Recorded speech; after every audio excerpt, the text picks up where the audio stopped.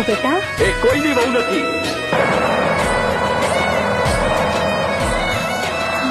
એ તો માત્ર એક પવિત્ર આત્મા છે.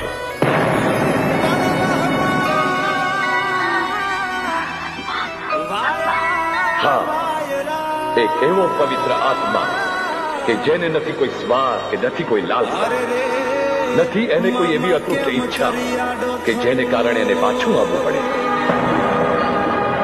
એ તો આવી છે પોતે આપેલું પ્રીતનું વચન નિભાવવા. એ તો આવી છે તમારા ઉજળા કુટુંબની આવરું સાચવવા.